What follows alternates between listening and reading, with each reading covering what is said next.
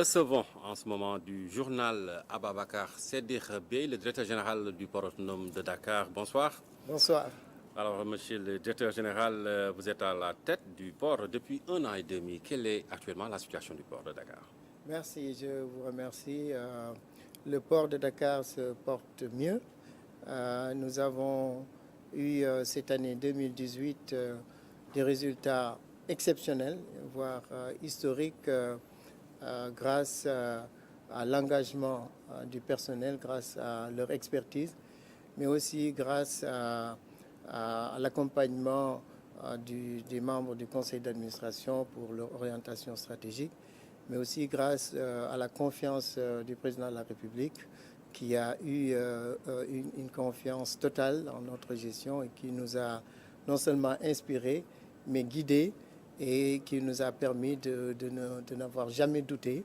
Et ce qui fait que les résultats aujourd'hui sont très probants, avec un résultat avant impôt de 9 milliards, ce qui fait un accroissement, une amélioration de 341% par rapport à 2017. En 2017, le bénéfice avant impôt était tourné autour de 2 milliards. Aujourd'hui, on est à 9 milliards, ce qui fait que le port de Dakar contribue aux recettes fiscales dans l'ordre de 3 milliards.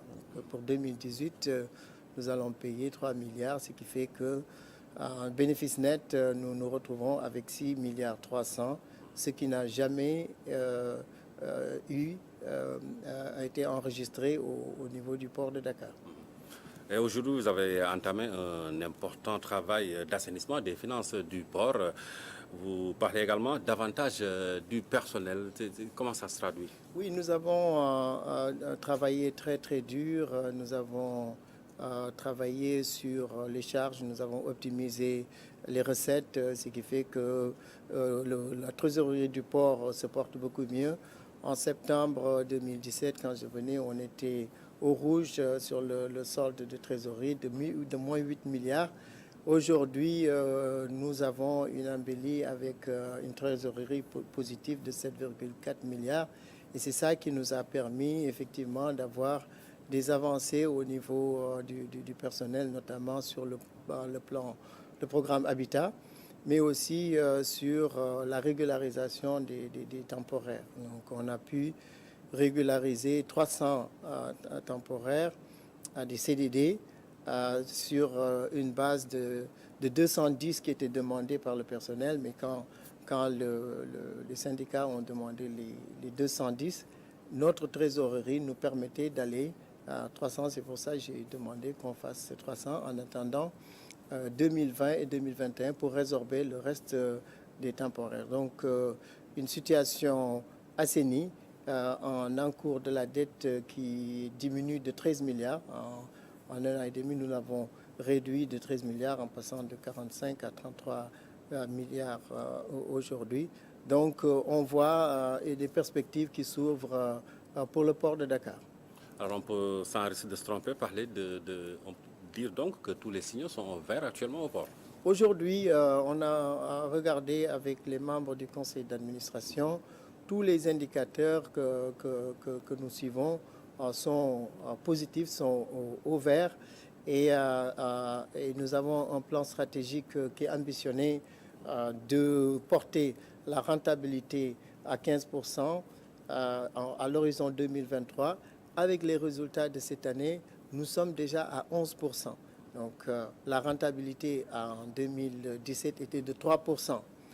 3% de rentabilité et 2018, 11%. Donc c'est clair que de ce point de vue-là, nous allons l'atteindre. Nous avions des objectifs 2023 d'atteindre un chiffre d'affaires de 80 milliards.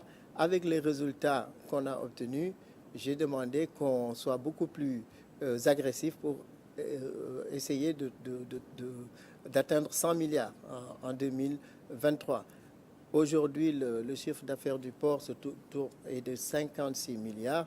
La première fois qu'on dépasse la barre des 50 milliards. Donc tout ça, grâce au dévouement, à l'engagement des portuaires et pour montrer qu'avec un peu de rigueur, pour montrer qu'avec l'engagement et en utilisant l'expertise des portuaires. Je rappelle que le port de Dakar, c'est quand même 150 ans, c'est beaucoup d'expertise, c'est une position géographique la meilleure dans la sous-région et une qualité de la main-d'œuvre très prisée.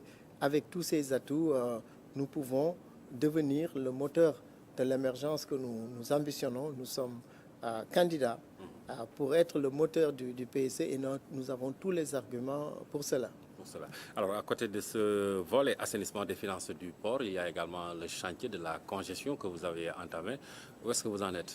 Tout à fait. Le premier problème du port de Dakar, le premier goulot d'étranglement, c'est la congestion. Quand nous sommes arrivés, les bateaux avaient du mal à rentrer au port de Dakar et on avait des pics de 25, 30 jours même où les bateaux attendaient pour rentrer dans le port. Aujourd'hui, avec les programmes qui sont mis en place, nous avons résorbé ce problème au niveau maritime pour tourner autour de 3-4 jours en rade. Et ça, c'est la moyenne dans les ports d'une manière générale, une moyenne acceptable.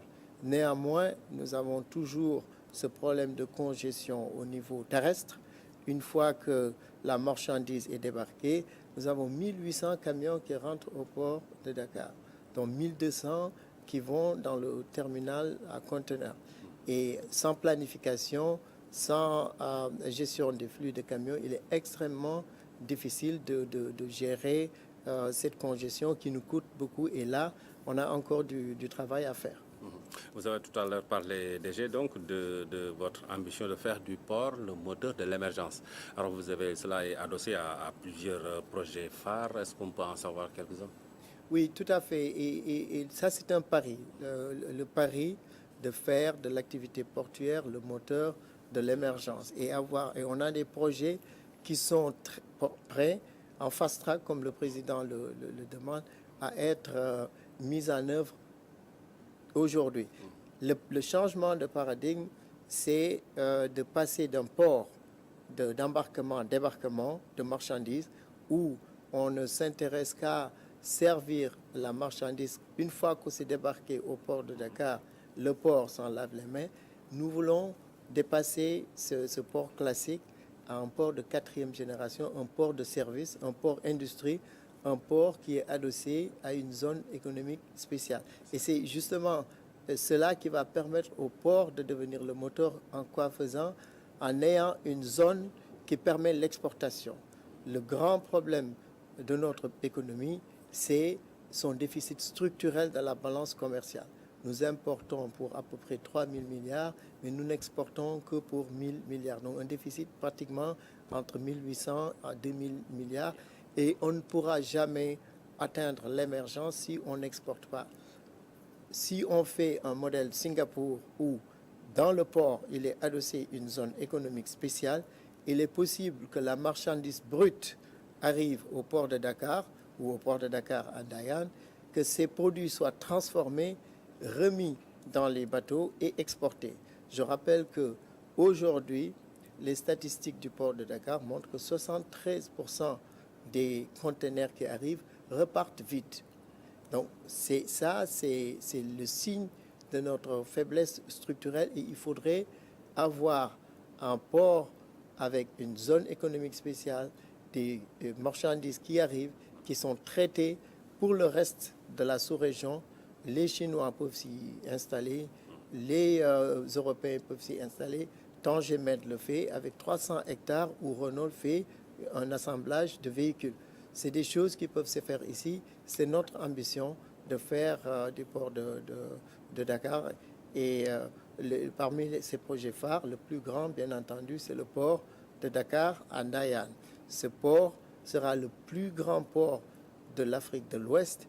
Et pour les populations de Toubab Dialaw, de Yen et de Dayan, c'est un excellent projet qui va permettre de créer de l'emploi, qui va permettre d'investir dans les infrastructures socio-économiques, les hôpitaux, les lycées, etc.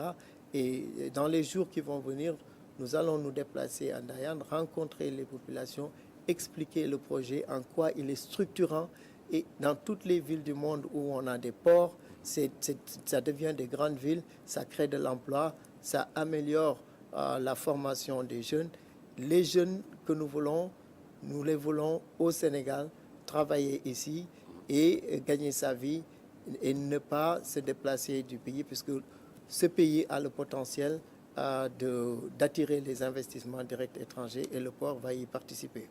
Okay. Et quel est le délai que vous vous donnez pour le lancement de ce projet important? Ce projet est tellement important que nous avons pratiquement fini les négociations, la partie port de Dakar et Dubai Port World.